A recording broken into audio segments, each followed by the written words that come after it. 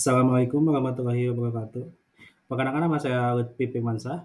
Saya mahasiswa informatika. Di sini saya akan mempresentasikan jurnal yang telah saya buat yaitu dengan judul Evaluasi Efektivitas Penerapan ISO 27005 dalam mengelola risiko keamanan cyber pada platform pembelajaran digital.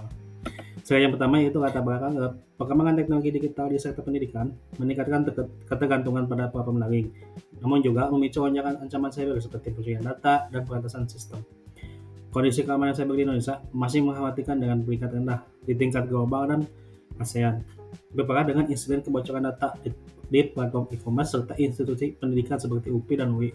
Hal ini menggarisbawahi urgensi mitigasi risiko keamanan cyber. Adapun dari tujuannya yaitu ISO 27005 adalah standar internasional yang menyediakan pedoman sistematis untuk manajemen risiko keamanan informasi, membantu identifikasi, analisis, evaluasi, dan penanganan ancaman.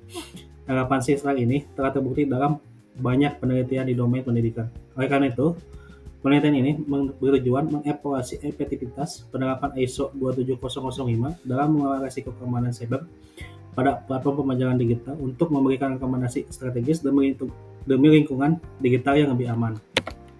Untuk metode penelitiannya yaitu penelitian ini menggunakan pendekatan kuantitatif deskriptif.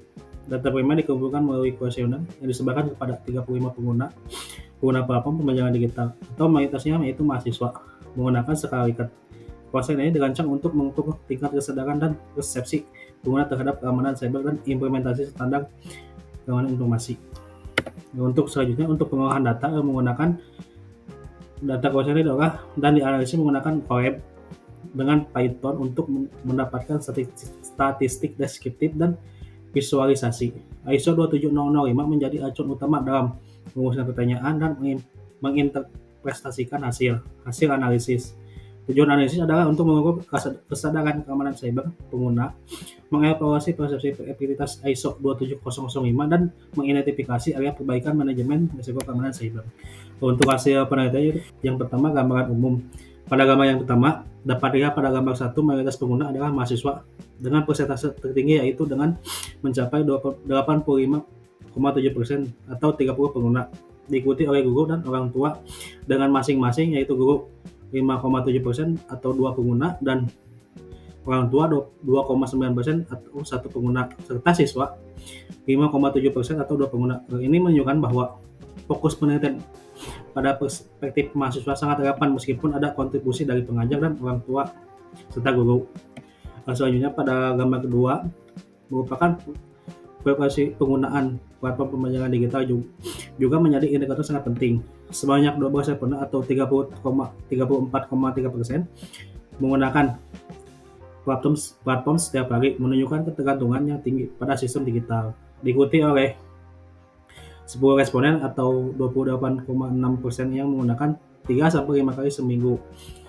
Selanjutnya ada 7 responden atau 20% yang menggunakan 1-2 kali seminggu. Sebagian kecil itu 6 responden menyatakan frekuensi penggunaan tidak tentu. Hal ini menegaskan bahwa platform pembelajaran digital merupakan bagian integral dari kegiatan sehari-hari responden. Selanjutnya hasil penelitian dari analisis skala Likert pada rata-rata pengguna terhadap aspek keamanan cyber. Dapat dilihat di gambar. Grafik ini menyajikan rata-rata persepsi pengguna terhadap berbagai aspek keamanan cyber pada platform pembelajaran digital, di mana skor rata-rata yang lebih tinggi menunjukkan persepsi yang lebih positif. Terlihat bahwa pengguna memiliki kepercayaan yang sangat tinggi terhadap efektivitas pengelolaan risiko keamanan cyber platform secara keseluruhan, dengan rata-rata tertinggi 4,09 dengan kebijakan keamanan dan pembaruan platform juga dinilai sangat positif, masing-masing dengan rata-rata 3,94 dan 3,91 menunjukkan bahwa upaya yang dilakukan oleh pengelola dihargai.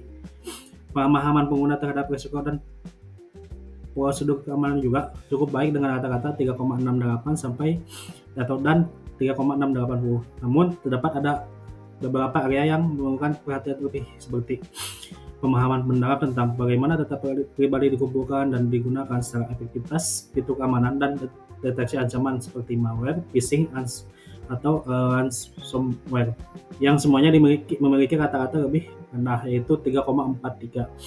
Ini menunjukkan bahwa meskipun kepercayaan umum tinggi, masih ada ruang untuk meningkatkan kepemahaman spesifik pengguna terkait aspek-aspek teknis dan operasional keamanan cyber.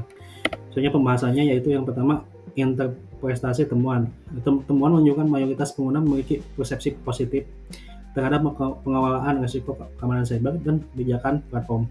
Namun, terdapat celah dalam pemahaman mendalam tentang penggunaan data pribadi, deteksi ancaman atau rata-rata 3,43 dan efektivitas pintu keamanan. Hal ini mengidentifikasikan bahwa awareness dan interaksi digital pengguna masih perlu ditingkatkan. Selanjutnya kedua ada implikasi dan rekomendasi lanjutan. Itu diperlukannya upaya berkelanjutan untuk mengedukasi pengguna tentang praktik keamanan terbaik dan pentingnya pintu-pintu keamanan transparansi mengenai penggunaan data pribadi dan peran tim keamanan juga perlu ditingkatkan. Efektivitas ISO 27005 sangat dipengaruhi oleh awareness pengguna, menuntut pendekatan komprehensif untuk lingkungan yang digital yang aman.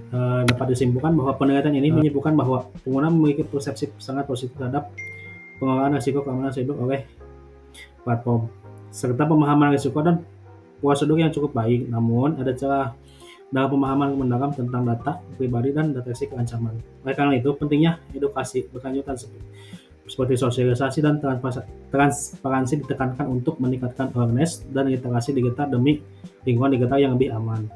Ini cukup sekian presentasi yang dapat saya hasilkan. Mohon maaf bila ada kesalahan, bila ada kesalahan kata atau kata-kata yang tidak dimengerti, mohon maaf. Saya ucapkan terima kasih. Assalamualaikum warahmatullahi wabarakatuh.